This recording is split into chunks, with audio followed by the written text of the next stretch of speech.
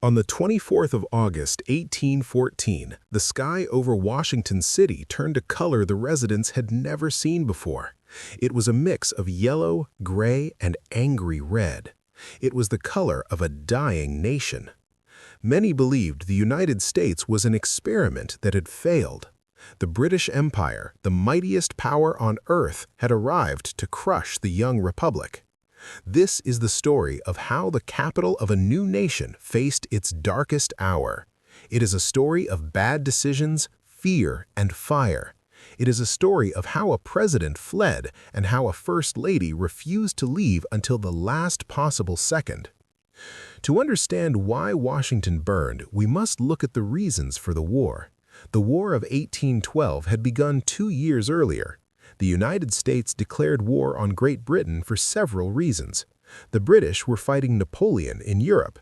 They needed sailors for their Royal Navy. They stopped American ships on the high seas. They took American sailors and forced them to serve the British king. This practice was called impressment. It made Americans furious. They saw it as an attack on their sovereignty. There were also issues with trade and British support for Native American tribes on the frontier. The American government, led by President James Madison, wanted to stop these actions. They declared war in June of 1812. The war did not go well at first. The American military was small and unprepared. The British were busy in Europe. They used a defensive strategy in America. But by 1814, the situation changed. Napoleon abdicated his throne in April. The war in Europe was effectively over. This freed up thousands of British veterans. These were hardened soldiers who had fought the French for years. Now the British could turn their full attention to the annoying war across the Atlantic. They had a plan. They wanted to punish the Americans. They wanted to take territory in the north, and they wanted to strike at the heart of the enemy, Washington City. Washington City was not a grand capital. It was a small, unfinished town. It had wide streets but few buildings. The Capitol building was under construction. The President's House, as the White House was then called, was impressive but stood alone in a field. Many Americans thought the Capitol was a bad location. It was built on a swamp. It was hard to defend. It was far from the economic centers of the North. It was close to the slave-holding South. The British knew the city was vulnerable. It was a symbol, and symbols make good targets. The British fleet arrived in the Chesapeake Bay in August 1814. The commanders were experienced men. Vice Admiral Sir Alexander Cochrane led the fleet. He had a deep hatred for the Americans. He wanted to exact revenge for the American burning of York, the capital of Upper Canada, in 1813. American soldiers had burned the government buildings there. Cochrane felt the Americans needed a lesson in return. Major General Robert Ross commanded the land forces. He was a brave and respected leader. He had fought against Napoleon. He did not think much of the American militia. He believed he could defeat them quickly. The British landed at Benedict, Maryland on the 19th of August. They had about 4,500 men. This was not a huge army, but they were professionals. They moved towards Washington. Panic spread through the city. President Madison and his cabinet debated what to do. The Secretary of War, John Armstrong, did not believe the British would attack Washington. He thought they would march to Baltimore, a richer and more important city. He was wrong. This mistake would cost the nation dearly. The American forces gathered to stop the British. They were led by Brigadier General William H. Winder. Winder was a lawyer before the war. He was not a seasoned general. He was nervous. He had about 6,000 men, mostly militia. These were not professional soldiers. They were farmers, shopkeepers, and clerks. They had little training. Some did not even have working muskets. They were spread out and disorganized. Winder did not know where the British would strike. He moved his men back and forth, confusing them and exhausting them. On August 24, the two armies met at Bladensburg, Maryland. This was a small town just 6 miles from Washington.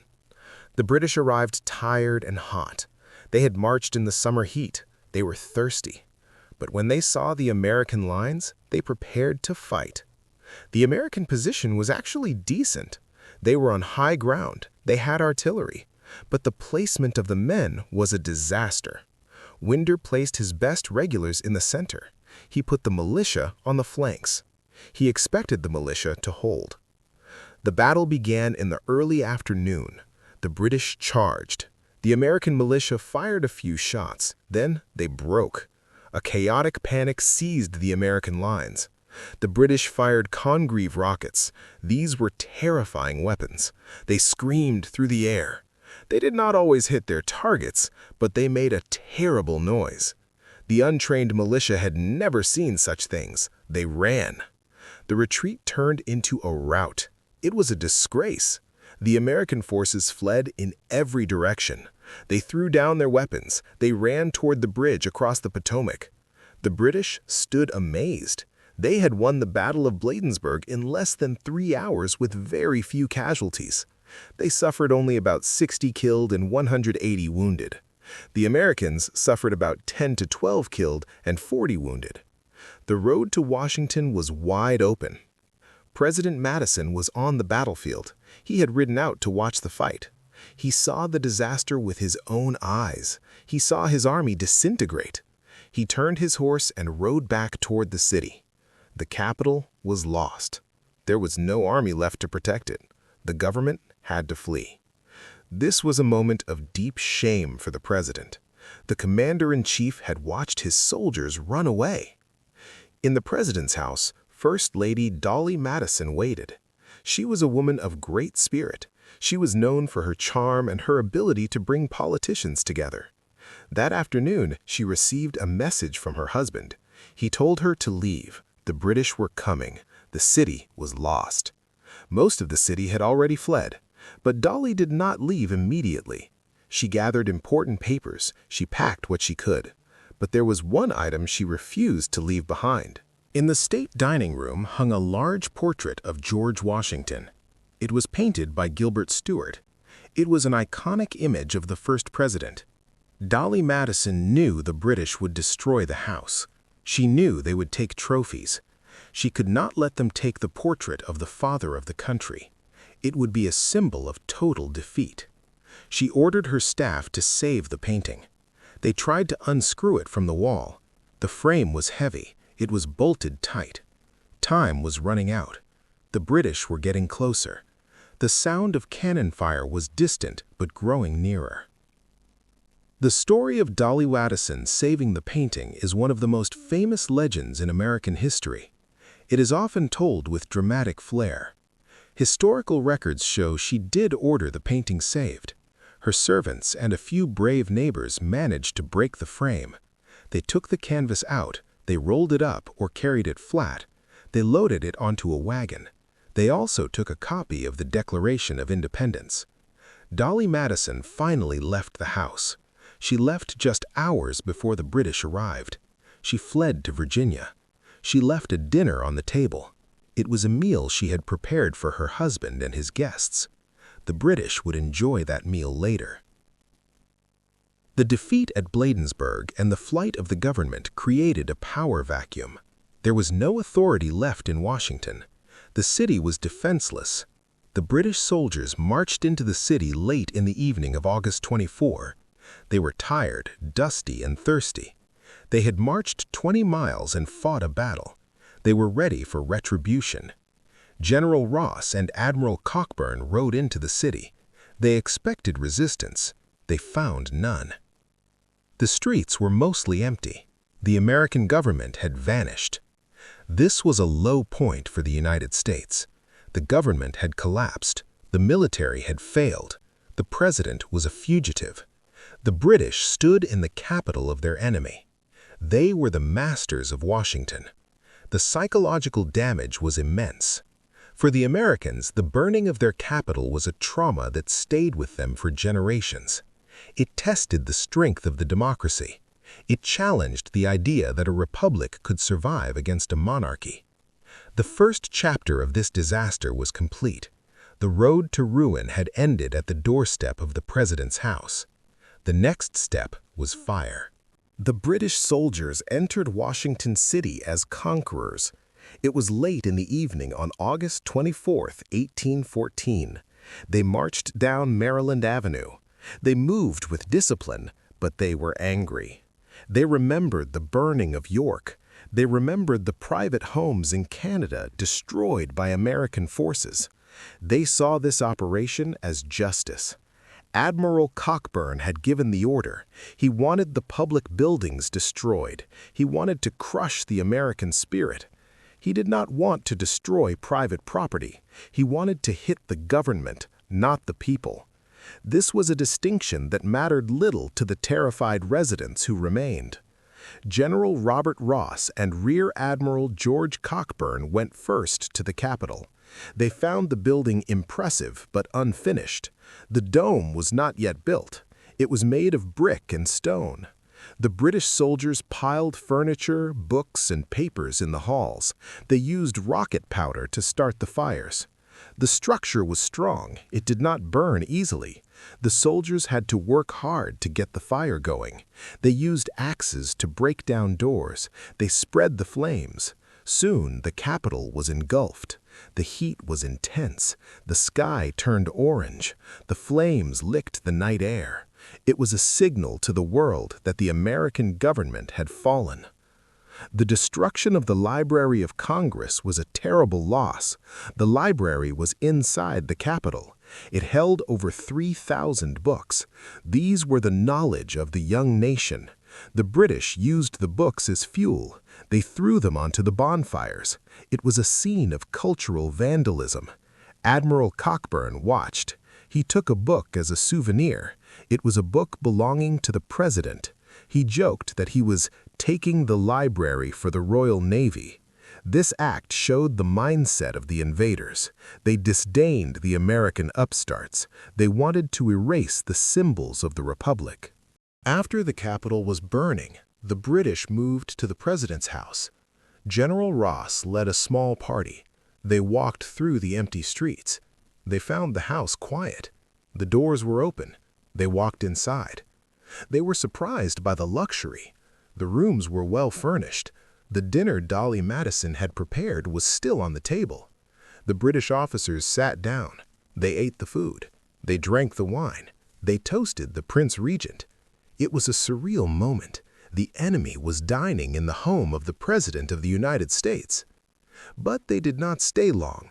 Their orders were to destroy. They finished their meal, then they began their work. They piled furniture in the rooms. They used torches. They set fire to the curtains. They set fire to the floors. They wanted the house to burn completely. The idea was to leave nothing but a shell. This was retribution for the burning of the Parliament buildings in York. A witness saw the flames burst from the windows. The White House, the symbol of the American presidency, was dying. There is a lesser-known fact about the White House burning. The structure did not burn down completely. The exterior walls were made of sandstone. They were strong. The interior burned. The roof collapsed, but the walls stood. The heat was so intense that it scorched the stone. The white paint burned away. The stone was left blackened and cracked. It looked like a ruin. A famous myth says that the White House was painted white later to cover the burn marks. In reality, the house was already white. It was painted white to protect the porous stone. But the fire did damage the stone. It required rebuilding later. The name White House became official later, but the fire gave the building a history of survival. The British did not stop with the President's house. They moved to the other government buildings. They burned the Treasury building. They burned the War Office. They burned the Arsenal. They burned the Navy Yard. The Americans themselves had burned the Navy Yard. They did not want the ships and supplies to fall into British hands. It was a scorched earth policy. The destruction was widespread. The city glowed red in the night. The fires could be seen for miles. The night of August 24 was chaotic. The weather was hot and still, but as the night went on, the weather changed. This is the part of the story that reads like fiction. On the afternoon of August 25, a massive storm hit Washington. It was likely a hurricane or a severe thunderstorm. It came suddenly. The wind roared. Rain fell in sheets. Thunder cracked loudly. Some described it as a tornado. The storm was violent. It blew down trees, it ripped roofs off houses, it threw heavy objects through the air. The storm actually helped the Americans. It put out most of the fires. The rain was so heavy that it drowned the flames. It saved the patent office. The British had planned to burn it. It held the models of American inventions. But the superintendent of the patent office, Dr. William Thornton, argued with the British. He pleaded with them to spare the building. He said the patents were for the benefit of all mankind. The British respected his plea. They spared the building. The storm ensured the other fires did not spread to private homes. It saved the city from total destruction. However, the storm also terrified the British soldiers. They were exposed to the elements. They were tired. 2 British cannons were lifted by the wind and thrown through the air. The storm was a turning point. The British occupation was short. They stayed only 26 hours. The next day, August 25, General Ross ordered a retreat. They had done what they came to do. They had burned the public buildings. There was no point in staying. The American army was regrouping. They did not want to get trapped. They marched back to their ships. The withdrawal was difficult. The roads were muddy from the storm. The American forces harassed them a little, but the British escaped. They left behind a ruined city. They left behind a traumatized population. The aftermath of the burning was a period of deep uncertainty. The American government was scattered. James Madison was at a tavern in Virginia. Dolly Madison was at a convent in Georgetown. The cabinet members were in different towns. The question on everyone's mind was, would the government return? Some northern politicians argued that the capital should be moved. Philadelphia offered to host the government. They said Washington was indefensible. They said it was not fit to be a capital. But President Madison was determined. He believed moving the capital would be a sign of defeat. It would admit that the British had won. He wanted to return to Washington. He wanted to rebuild. He borrowed money from a bank in Georgetown. He set up a temporary office. He showed the people that the government was still functioning. This was a crucial moment. If the capital had moved, the history of the United States would be different. The decision to stay in Washington solidified the city's status. The war was not over. The British moved their fleet north to Baltimore. They expected to capture that city too. But Baltimore was ready. They had better defenses. They had a stronger militia. The British attacked Fort McHenry.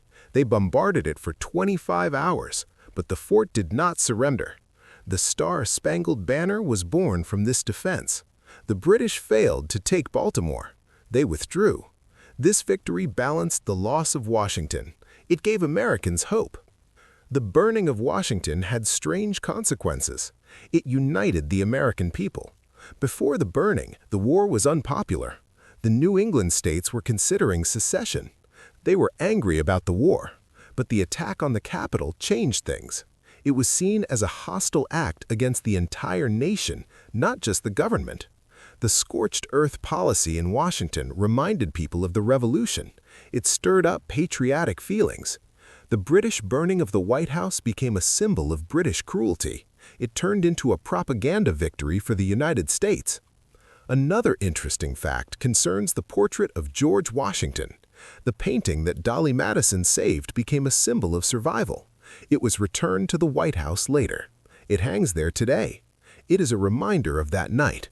The frame was broken, but the image survived. It represents the endurance of the Republic. However, Dolly Madison did not save the actual Declaration of Independence. That was saved by State Department clerks. They wrapped it in linen and hid it in a wagon. They took it to a church in Virginia. Both documents survived, showing the luck and determination of the Americans. The physical rebuilding of Washington took years. The Capitol and the President's House were blackened shells. It took until 1817 for the President's House to be rebuilt.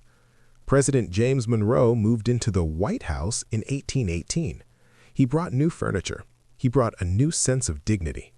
The sandstone walls were painted white again. The scars were covered, but the memory remained. The War of 1812 ended in December 1814 with the Treaty of Ghent. The treaty restored the status quo. Nothing really changed in terms of territory, but the war changed the way Americans saw themselves. They had faced the greatest power on earth. They had lost their capital, their president had fled, their house was burned, yet they did not surrender. They fought back. They won at Baltimore. They won at New Orleans later. The Second War of Independence was over. The United States had survived. The British forces, led by Major General Robert Ross, approached the city with a specific purpose. They were not there to conquer territory in the traditional sense. They could not hold Washington with only 4,500 men. They were there to deliver a message. Vice Admiral Alexander Cochrane had issued clear, though unwritten, instructions. He wanted to exact revenge for the American burning of York and Newark in Canada. He believed the Americans needed to feel the pain of war on their own soil. The target was the public infrastructure of the American government. They intended to break the spirit of the nation by burning its symbols. This decision was a calculated act of psychological warfare, and it sparked a debate that would last for centuries regarding the rules of war and the destruction of cultural heritage. As the British troops entered the city, they encountered little resistance. The streets were mostly empty. The silence was heavy, broken only by the sound of marching feet and the occasional shout of an officer. General Ross and Rear Admiral George Cockburn, the fiery and controversial second-in-command, led the way. They moved directly toward the Capitol. This building was the physical representation of American democracy. It housed the Senate and the House of Representatives. It was the place where the laws of the land were made. To burn it was to strike at the legislative heart of the enemy. The burning of the Capitol was a difficult task. The building was constructed of brick and stone. It was durable. The British soldiers, battle-hardened veterans of the Napoleonic Wars, went to work with grim efficiency. They piled wooden furniture in the halls. They used rockets and gunpowder to ignite the structures. The Library of Congress was located within the building. It contained over 3,000 volumes of knowledge. This collection represented the intellectual foundation of the country. The soldiers used these books as fuel for the fires. Pages of history, science, and philosophy turned to ash. The loss was profound. It was an attack on the mind of the nation, not just its body. Admiral Cockburn, known for his harsh treatment of American towns, was seen taking a book as a memento. It was a strange contradiction. The destruction of a library combined with the preservation of a single volume. This act highlighted the complex and often contradictory nature of the British campaign. While the Capitol burned, General Ross and his men moved toward the President's house. By this time, the building was empty. The First Lady had fled. The President was in hiding. The dinner that had been prepared for the Madisons and their guests lay untouched on the table. The British officers entered the house. They were impressed by the elegance of the residence. It was a fine house, furnished with taste and dignity. For a brief moment, the soldiers acted as guests rather than conquerors. They sat down at the table. They ate the food and drank the wine. They toasted the health of their king. It was a moment of surreal normalcy inside a building doomed for destruction. However, the orders were clear. The moment of leisure ended. The soldiers began their work. They piled chairs, tables, and curtains. They soaked the wood with oil. They applied their torches. The fire started slowly, but it grew quickly. The heat became intense. The flames climbed the curtains and licked the ceiling. The roof was made of wood, and it caught fire easily. The structure that had taken years to build was being consumed in hours. The British soldiers stood outside and watched. They saw the home of the American president turn into a torch. It was a signal that could be seen for miles. It told the world that the American Capitol was burning. A lesser-known fact regarding the burning involves the actions of a clerk named Stephen Pleasanton.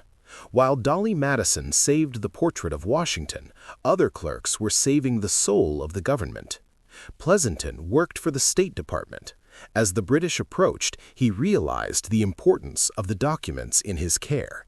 He gathered the Declaration of Independence, the Constitution, and the journals of Congress. He loaded them onto carts. He also retrieved the Great Seal of the United States. He hid these treasures in a brick vault at a farm in Virginia. Without his foresight, the foundational documents of American democracy would have been lost forever. This act of quiet heroism is often overshadowed by the more dramatic stories, but it was crucial for the continuity of the government. It ensured that when the fires died down, the legal framework of the nation would still exist. The destruction continued throughout the night. The Treasury building was set on fire. The War Office was destroyed. The arsenal was burned. The Americans themselves had burned the Navy Yard to prevent the British from capturing ships and supplies. The city was a landscape of flames. The air was thick with smoke and ash. The heat was oppressive. The British had accomplished their mission. They had crippled the American government's ability to function. They had humiliated the young nation. They withdrew to their encampments, leaving the fires to burn themselves out. The next morning, August 25th, the British prepared to leave. They did not want to stay in the ruined city. Their goal was accomplished. However, nature had one more event in store. A massive storm system moved into the area. It began with a heavy downpour. Then the wind picked up. The storm grew in intensity until it became what we would today call a hurricane or a severe derecho. The wind screamed through the streets. It was strong enough to lift heavy objects. Trees were uprooted. Houses were unroofed. The storm was terrifying. The storm had a dual effect. First, it put out the fires. The rain was so heavy that it extinguished the flames that were still burning in the Capitol and the President's house. It saved the city from total destruction. Without the rain, the entire city might have burned to the ground. Second, the storm inflicted casualties on the British Army. Tents were blown away, supplies were scattered. The British soldiers, already tired from the march and the battle, were now battered by the elements. Some accounts suggest that a tornado touched down in the city, lifting cannons and throwing them through the air. Whether it was a tornado or a straight-line wind, the impact was severe. The British viewed the storm as a sign of divine intervention. They saw it as the hand of God punishing them for the destruction, or perhaps punishing the Americans for starting the war. Either way, the storm accelerated the British departure. General Ross ordered his men to march back to their ships. The occupation of Washington was over. It had lasted only 26 hours. The British left behind a city in ruins. The smoke still rose from the blackened walls of the public buildings. The streets were littered with debris. The capital of the United States looked like a graveyard of stone and ash. The aftermath was a period of deep uncertainty and challenge. The government had to regroup.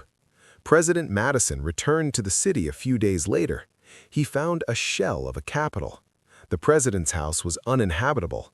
He moved into a private home, a building known as the Octagon House. The government operated from scattered locations. There was a strong push to abandon Washington. Many politicians argued that the city was indefensible. They wanted to move the capital to a safer location, perhaps Philadelphia or Baltimore. This was a critical turning point. If the capital had moved, the history of Washington, D.C. would have ended there. It was a test of the government's resolve. President Madison refused to move the capital. He insisted on staying. He believed that leaving would be an admission of defeat. It would signal to the world that the British had won. He worked tirelessly to keep the government functioning. His determination was a key factor in the city's survival. It was a moment of leadership that contrasted sharply with the military failures of the previous days. He faced the criticism and the shame, but he did not yield.